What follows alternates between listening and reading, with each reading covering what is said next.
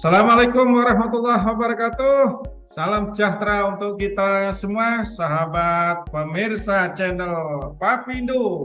Apa kabar semuanya? Jumpa lagi dengan channel kesayangan Anda, Papindo. Pemirsa, kali ini kita akan melanjutkan tentang studi kasus soal letter of credit ya. Hadir dengan setia Bapak Sudarsono SE CDCS. Apa kabar Pak Sudarsono? Assalamualaikum. Waalaikumsalam warahmatullahi wabarakatuh. Alhamdulillah baik Pak Bagus. Ya, baik. Terima kasih kehadirannya Pak Sudarsono. Saya untuk kali ini ingin mencoba memperdalam soal kasus-kasus LC ya Pak ya. Ya. Pak mungkin tahu tentang kasus apa yang ada di Semarang ya, yang terjadi untuk kasus yang terkait dengan CV Golden kalau nggak salah itu ya.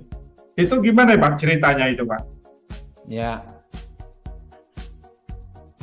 Kalau dari case CV Golden itu sendiri sebenarnya dia sudah kirim barang, dan kirim barang itu atas dasar LC yang diterbitkan oleh issuing bank-nya. Jadi sebelum jauh Pak, posisi CV Golden ini mewakili pihak importer apa eksportir ya? Ini dari sisi ekspor. Oh, dia eksportir berarti keluar dari Indonesia ya Pak ya? Iya, betul. Oke, Pak, boleh nggak ditayangkan bagan yang kemarin supaya pemirsa ini memahami tentang kasus itu? Oke, baik. Nah, jadi ini tampilan yang display dengan bantuan display ini mungkin Pak Sudarsono bisa menjelaskan tentang persoalan LC ya pada CV Golden Stick kalau nggak salah itu. Ya. Gimana itu Pak ceritanya? Baik Pak Bagus dan para pemirsa semuanya, case dari PT Golden itu pada dasarnya si eksportir setelah mengirimkan barang berdasarkan LC yang mereka terima, ya, sehingga setelah kirim barang itu proses berikutnya adalah eksportir itu presentasi dokumen kepada negotiating bank atau banknya. Nah, ketika presentasi dokumen oleh negotiating bank, dia periksa ya, oleh si negotiating bank itu periksa terhadap dokumennya ternyata diskrepensis. Apa itu artinya Pak? Yaitu dokumennya tidak sesuai dengan persyaratan LC, di mana di dalam transport dokumennya menunjukkan bahwa pengapalan barang dilakukan setelah tanggal pengapalan terakhir. Nah, berarti nggak sesuai dengan persyaratan LC. Ya. Ada kesalahan tulisan mungkin Pak? Nah, di situ juga ada kesalahan tulisan-tulisan di dalam dokumentasinya, baik itu di invoice ya, atau mungkin juga di transport dokumen, sehingga itu merupakan diskrepensis. Nah, diskrepensi atau yang sifatnya itu adalah typo error ya, karena kesalahan ketik daripada ketika membuat dokumen, itu pada dasarnya masih bisa diperbaiki. Atau tapi barang sudah dikapalkan kan Pak? Iya. Jadi memang barang sudah dikirim, tetapi untuk dokumentasinya, bikin dokumennya masih ada yang salah ketik diantaranya. Di samping tadi itu pengapalannya adalah memang sudah terlambat. Nah, pengaruhnya apa, Pak? Dengan kaitannya dengan dokumen yang salah, terus sementara barang itu juga sudah jalan gitu. Pengaruhnya itu di mana, Pak? Pengaruhnya adalah ketika dokumen itu nanti sampai pada issuing bank, maka kewajiban issuing bank terhadap LC itu gugur. Kenapa demikian? Karena dianggap bahwa dokumen itu tidak sesuai dengan persyaratan LC, ya, yang disebut sebagai diskrepensi tadi, Pak. Artinya pihak eksportir akhirnya tidak bisa terima pembayaran gitu ya, Pak ya? Risikonya adalah demikian. Eksportir bisa saja tidak terima pembayaran apabila memang si importer itu menolak pembayaran. Nah, dalam kasus CV Golden ini akhirnya seperti apa? Apa ada misalnya perbaikan LC atau katakanlah importer karena sudah kadung menerima barang itu akhirnya bagaimana itu solusinya, Pak? Nah, sebenarnya ada beberapa solusi yang sudah dilakukan. Pertama, yang typo error, yang dokumen itu salah ketik tadi, itu sudah diperbaiki oleh si eksportir. Ya, itu memang bisa diperbaiki. Ya, tetapi yang nggak bisa diperbaiki adalah yang late shipment. Apa itu, Pak? Karena pengapalannya itu sudah melewati daripada tanggal pengapalan terakhir yang ditentukan di dalam LC. Nah, ini sifatnya uncorrectable, nggak bisa diperbaiki sama sekali diskrepensinya itu. Nah, dalam kasus ini eksportir pasti dirugikan kan, Pak? Barang sudah dikirim tapi tidak menerima pembayaran. Masa tidak ada solusi? Ya, sebagai solusi tadi sebenarnya untuk dokumen yang memang nggak bisa diperbaiki, pada dasarnya eksportir bisa menghubungi pada importirnya, ya, agar dokumen yang diskrepensi itu dapat disetujui, ya. Ya, di samping itu eksportir kalau memang sangat membutuhkan dana bisa juga meminta tolong kepada negotiating banknya atau banknya si eksportir. Untuk apa? Mengirimkan kabel nego atau izin untuk negosiasi dengan adanya dokumen diskrepensi tadi ke issuing bank. Ya, kalau di narasinya di sana disebutkan perlu minta amendment atau perubahan LC. Sebenarnya perubahan LC tidak diperlukan karena apa? Ini kejadiannya sudah berlalu. Amendment LC itu sebenarnya digunakan untuk mengantisipasi untuk kejadian yang akan datang. Maka cukup dengan adanya kabel nego, yaitu izin untuk melakukan negosiasi, ya, atas penyimpangan tadi, atas kekeliruan dokumen. Ya, karena yang pengapalan tadi telah melewati batas waktunya tadi. Ya, ada pengaruh nggak sih, Pak, terhadap penerimaan barang di negara yang di mana di situ mengimpor barang tersebut? Apakah dengan kesalahan dokumen lalu barang nggak bisa dibongkar atau bagaimana itu? Untuk pengeluaran barang pada dasarnya dia tidak terpengaruh pada dokumen yang diskrepensis. Dokumen yang diskrepensi tadi pengaruhnya dari sisi pembayaran pada dasarnya. Berarti barang otomatis bisa diterima juga oleh importir berarti ya Pak?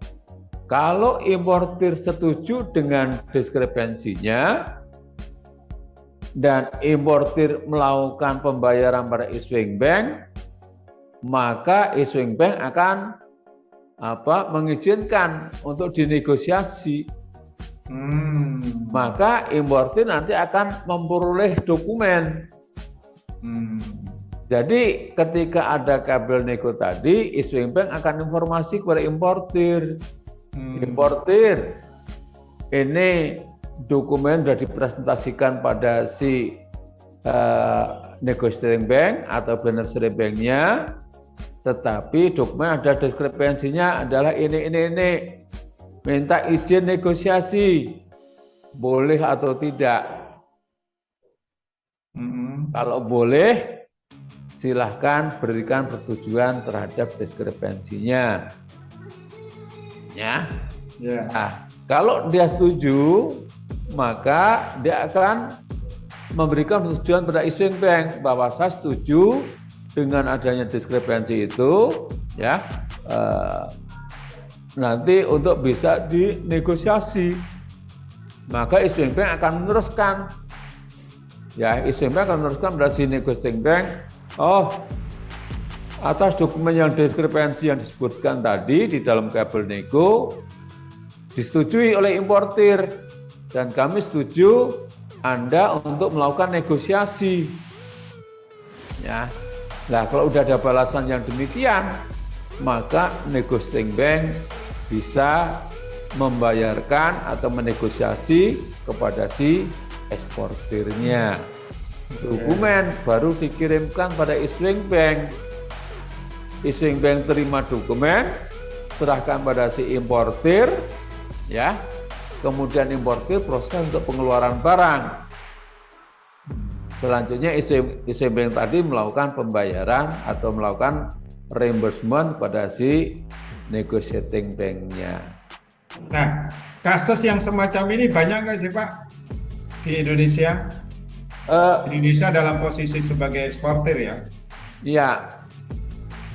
Sebenarnya kasus-kasus yang semacam ini banyak, ya. Hanya cara mitigasinya tadi adalah satu, ketika si eksportir belum sudah jelas mau mengirimkan barang dalam kondisi yang melewati batas waktu pengapalan terakhir, maka mitigasinya mereka akan menghubungi importir. Importir, saya akan mengapalkan barang, tetapi dia udah lewat daripada batas akhir pengapalan. Nanti diskrepensinya setuju atau tidak. Nah, minimal dari awal itu nanti importir akan mempertimbangkan kalau memang mereka sangat membutuhkan barang, ya karena dia beli biasanya memang ada kebutuhan barang, ya mereka bisa saja saya setuju meskipun nanti dokumen ada diskrepensi, ya maka mereka akan kirim barang. Tapi kalau importir bilangnya, enggak, saya enggak bisa menyetujui nanti dokumennya, ya sebaiknya jangan dikirimkan barangnya, karena akan itu langkah-langkah pencegahan ya Pak, supaya untuk barang tidak terlanjur dikapalkan, kan gitu ya Pak? Betul Pak, betul.